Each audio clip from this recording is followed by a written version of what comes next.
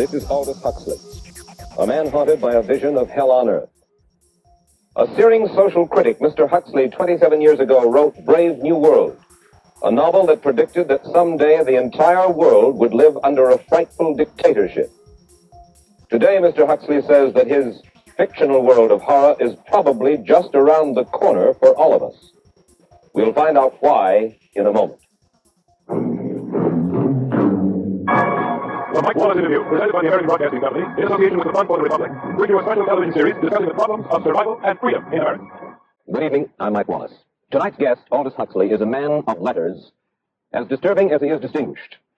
Born in England, now a resident of California, Mr. Huxley has written some of the most electric novels and social criticism of this century.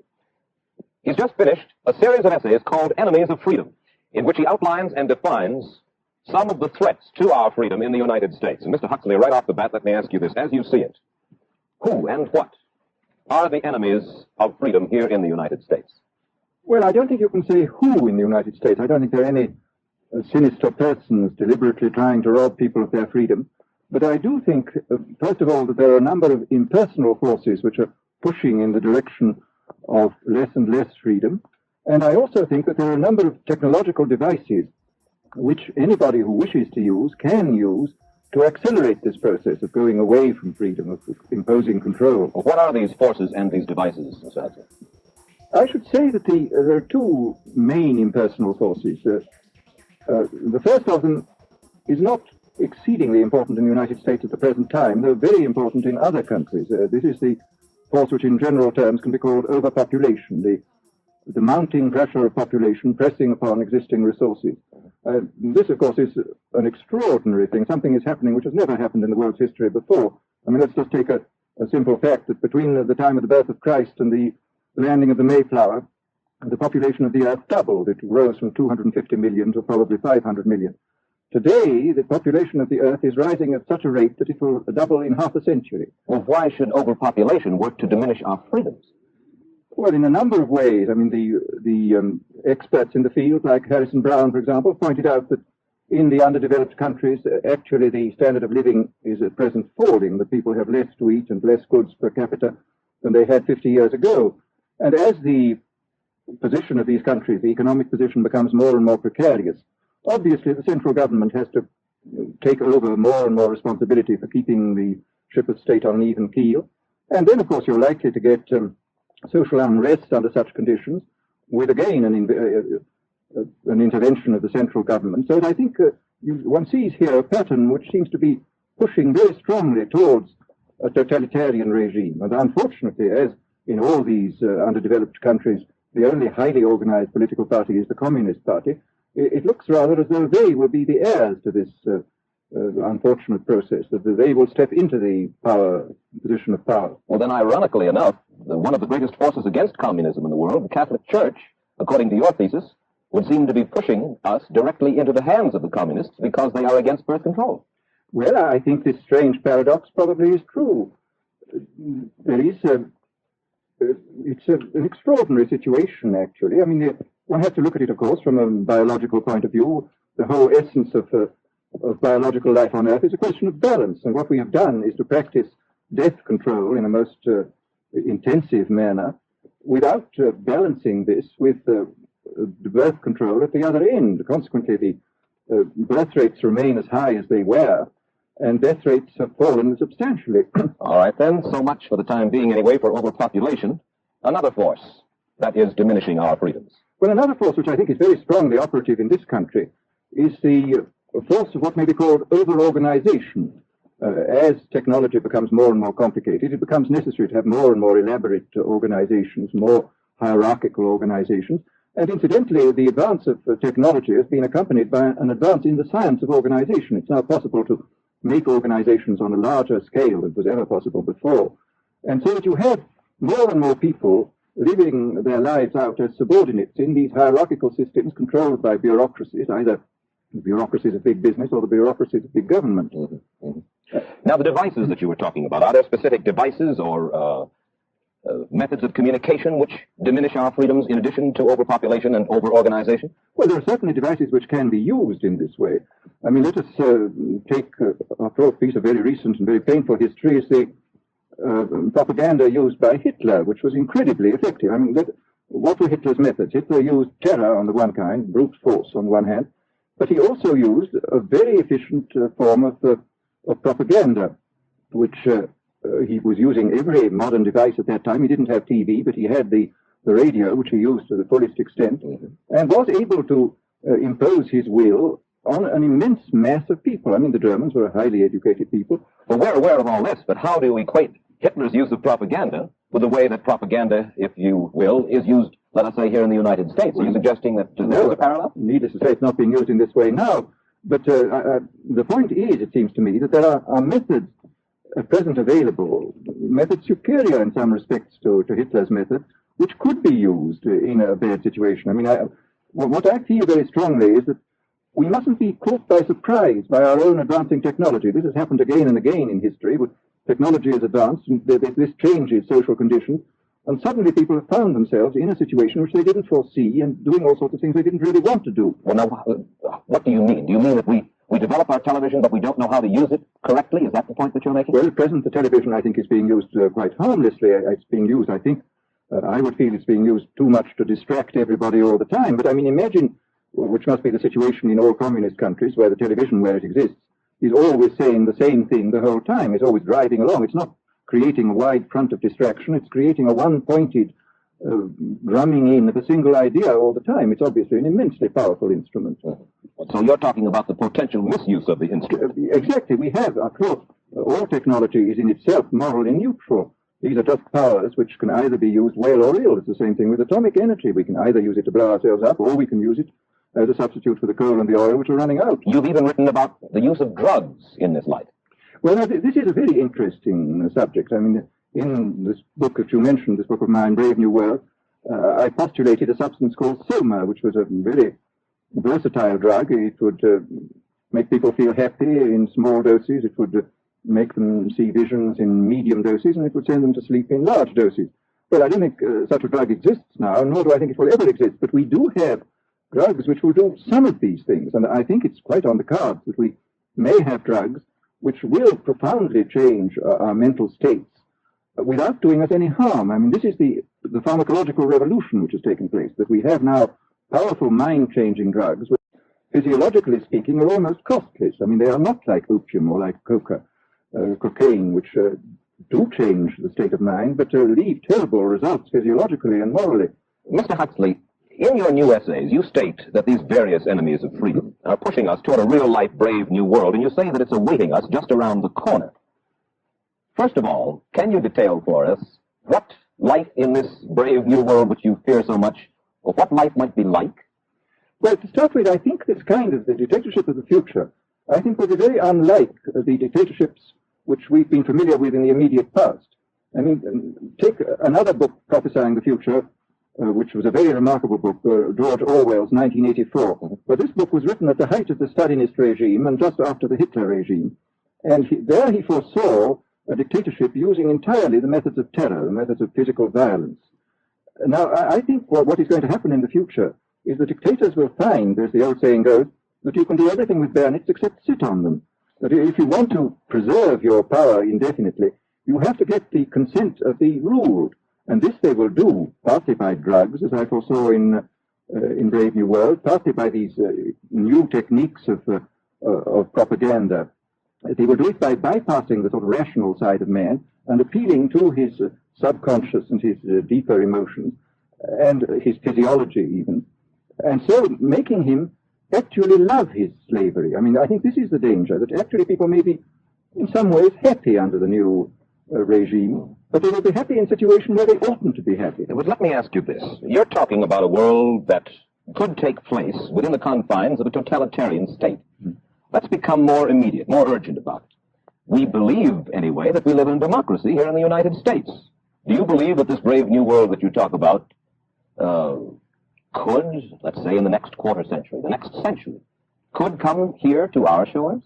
I think it could. I mean, that's why I feel it's so extremely important here and now to start thinking about these problems, not to let ourselves be taken by surprise by the new advances in technology. I mean, for example, in regard to the use of the drugs, we know there's enough evidence now for us to be able, on the basis of this evidence and using a certain amount of creative imagination, to foresee the kind of uses which could be made by people of bad will with these things, and to attempt to forestall this. And in the same way, I think with these other methods of propaganda, we can foresee and we can do a good deal to forestall. I mean, after all, the price of freedom is eternal vigilance. You write in Enemies of Freedom, you write specifically about the United States. You say this, writing about American political campaigns. You say, all that is needed is money and a candidate who can be coached to look sincere. Political principles and plans for specific action have come to lose most of their importance. The personality of the candidate, the way he is projected by the advertising experts, are the things that really matter. Well, this is, during the last campaign, there was a great deal of this kind of statement by the advertising managers of the campaign parties, this idea that the candidates had to be merchandised as though they were soap or toothpaste, and that you had to depend entirely on the personality. I mean, the personality is important, but there are certainly people with an extremely amiable personality, particularly on TV, who might not necessarily be very good in political positions of political trust. Well, do you feel that men like Eisenhower, Stevenson, Nixon, with knowledge of forethought, were trying to pull the wool over the eyes of the American public?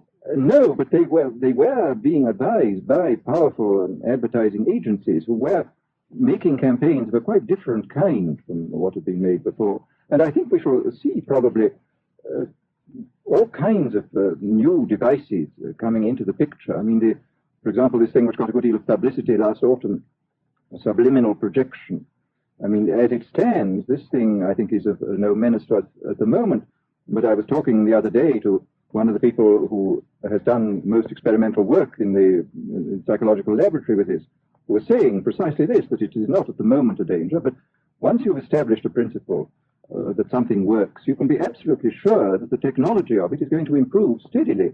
And I mean, his view of the subject was that, well, maybe they will use it to some extent in the 1960 campaign, but they will probably use it a good deal and much more effectively in the 1964 campaign, because this is the kind of rate at which technology advances. And we'll be persuaded to vote for a candidate that we do not know that we are being persuaded to vote for. Exactly. I mean, this is the rather alarming nature, that you're being persuaded below the level of choice and reason. In regard to advertising, which you mentioned just a little ago, in your writing, particularly in Enemies of Freedom, you attack Madison Avenue, which controls most of our television and radio advertising, newspaper advertising, and so forth. Why do you consistently attack the advertising agency? Well, no, I think that advertisement plays a very necessary role, but the danger, it seems to me, in a democracy is this. I mean, what does a democracy depend on? A democracy depends on the individual voter making an intelligent and rational choice for what he regards as his enlightened self-interest in any given circumstance.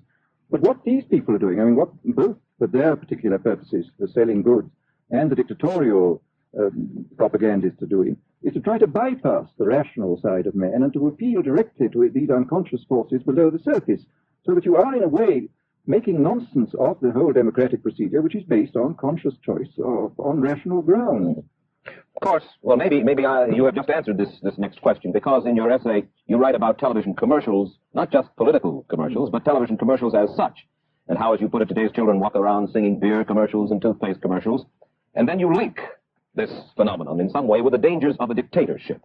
Now, could you spell out the connection, or how do you feel that you have done so sufficiently? Well, I mean, here, this whole question of children, I think, is a terribly important one, because the children are quite clearly much more suggestible than the average grown-up. And again, I suppose that for one reason or another, all the propaganda was in the hands of one or very few agencies. You would have an extraordinarily powerful force playing on these children, who after all are going to grow up and be adults quite soon. I do think that this is not an immediate threat, but it remains a possible threat. And you said something to the effect in your essay that the children of Europe used to be called Canon fodder, and here in the United States they are television and radio fodder. Well, after all, you can read in the trade journals the most political accounts of how necessary it is to get hold of the children, because then they will be loyal brand buyers later on. Mm-hmm. But, I mean, again, you just translate this into political terms. The dictator says they will be loyal ideology buyers when they're grown up. We hear so much about brainwashing as used by the communists. Do you see any brainwashing other than that, which we've just been talking about, that is used here in the United States? Other forms of brainwashing? Not in the form that has been used in China and in Russia, because this is essentially the application of propaganda methods, the most violent kind, to individuals. It's not a shotgun method like the advertising method. It's a way of getting hold of the person and playing both on his physiology and his psychology till he really breaks down, and then you can implant a new idea in his head. I mean, the descriptions of the methods are really blood-curdling when you read them, and not only the methods applied to political prisoners, but the methods applied, for example, to the training of the young communist administrators and missionaries. They receive an incredibly tough kind of training, which may cause it about 25% often to break down or commit suicide, but produces 75% of completely one-pointed fanatics. The question, of course, that keeps coming back to my mind is this. Obviously, politics in themselves are not evil. Television is not in itself evil. Atomic energy is not evil. And yet you seem to fear that it will be used in an evil way. Why is it that the right people will not, in your estimation, use them? Why is it that the wrong people will use these various devices and for the wrong motives? Well, I think one of the reasons is that these are all instruments for obtaining power, and obviously the passion for power is one of the most moving passions that exist in man, and after all, all democracies are based on the proposition that power is very dangerous and that it's extremely important not to let any one man or any one small group have too much power for too long a time. After what are the British and American constitutions except devices for limiting power? And all these new devices are extremely efficient instruments for the imposition of power by small groups over larger masses. Well, you asked this question yourself in Enemies of Freedom. I'll put your own question back to you. You asked this. In an age of accelerating overpopulation, of accelerating overorganization, and ever more efficient means of mass communication, how can we preserve the integrity and reassert the value of the human individual? You put the question. Now here's your chance to answer it, Mr. Huxley. Well, this is obviously, first of all, it's a question of education. I think it's terribly important to insist on individual values. I mean, there is a tendency, as you probably read a book by White, The Organization Man. It's a very interesting, valuable book, I think, where he speaks about the new type of group morality, group ethic, which speaks about the group as though the group was somehow more important than the individual. But this seems, as far as I'm concerned, to be in contradiction with what we know about the genetical makeup of human beings, that every human being is unique. And it is, of course, on this genetical basis that the whole idea of the value of freedom is based. And I think it's extremely important for us to stress this in all our educational life. And I would say it's also very important to teach people to be on their guard against the sort of verbal booby traps into which they're always being led, to analyze the kind of things that are said to them. Well, I think there is this whole educational side, and I think there are many more things that one could do to strengthen people and to make them more aware of what was being done. You're a prophet of decentralization. Well, yes, if this is feasible, it's one of the tragedies, it seems to me. I mean, many people have been talking about the importance of decentralization in order to give back to the voter a sense of direct power. I mean, the voter in an enormous electorate feels quite impotent, and his vote seems to count for nothing. This is not true where the electorate is small and where he is dealing with a group which he can manage and understand. And if one can, as Jefferson, after all, suggested, break up the units into smaller and smaller units, and so get a real self-governing democracy. Well, that was all very well in Jefferson's day, but how can we revamp our economic system and decentralize and at the same time meet militarily and economically the tough challenge of a country like Soviet Russia? Well, I think the answer to that is that it seems to me that industrial production is of two kinds. I mean, there are some kinds of industrial production which obviously need the most tremendously high centralization, like the making of automobiles, for example. But there are many other kinds where you could decentralize quite easily and probably quite economically, and that you would then have this kind of decentralized life. After all, you begin to see it now if you travel through the South, this decentralized textile industry which is springing up there. Mr. Huxley, let me ask you this, quite seriously. Is freedom necessary? As far as I'm concerned, it is, yes. Why? Is it necessary for a productive society? Yes, I should say it is. I mean, a genuinely productive society. I mean, I think you could produce plenty of goods without much freedom, but I think the whole sort of creative life of man is ultimately impossible without a considerable measure of individual freedom, that initiative, creation, all these things which we value, and I think value properly, are impossible without a large measure of freedom. Well, Mr. Huxley, take a look again at the country which is in the stance of our opponent anyway. It would seem to be there, Soviet Russia. It is strong. and getting stronger economically, militarily. At the same time, it's developing its art forms pretty well. It seems not unnecessarily to squelch the creative urge among its people, and yet it is not a free society. It's not a free society, but here is something very interesting, that those members of the society, like the scientists who are doing the creative work, are given far more freedom than anybody else. I mean, it's a privileged aristocratic society in which, provided that they don't poke their noses into political affairs, these people are given a great deal of prestige, a considerable amount of freedom, and a lot of money. I mean, this is a very interesting fact about the new Soviet regime, and I think what we're going to see is a people on the whole with very little freedom, but with an oligarchy on top, enjoying a considerable measure of freedom and a very high standard of living. And the people down below, the epsilons down below, enjoying very little. And you think that that kind of situation can long endure? I think it can certainly endure much longer than a situation in which everybody is kept down. I mean, they can certainly get their technological and scientific results on such a basis. Well, the next time that I talk to you then, perhaps we should investigate further the possibility of the establishment of that kind of a society, where the drones work for the queen bees up above. Well, but yes, but I must say I still believe in democracy. If we can make the best of the creative activities of the people on top, plus those of the people on the bottom, so much the better. Mr. Huxley, I surely thank you for spending this half hour with us, and I wish you Godspeed, sir. Thank you. Aldous Huxley finds himself these days in a peculiar and disturbing position.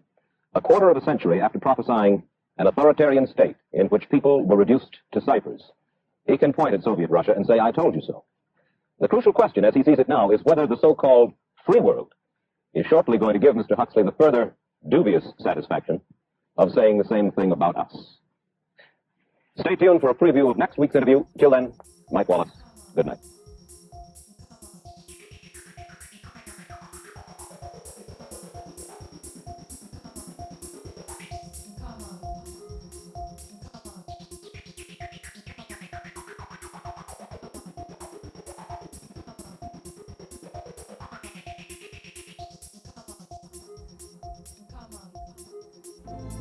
Freedom and fear are at war.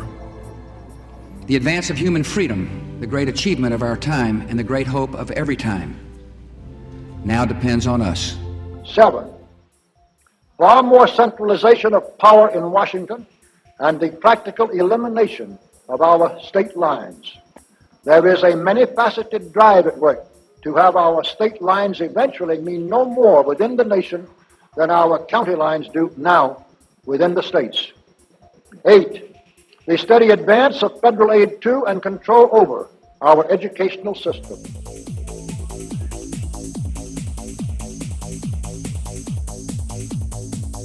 When freedom is lost, it is lost forever. We are losing the right to make our own determinations about what we think, what we eat, how we protect our health, how we protect our children, and whether, in fact, we are members of a free society. They have to destroy the United States Constitution and our way of life. And they've got to do so in such a way that will actually embrace it.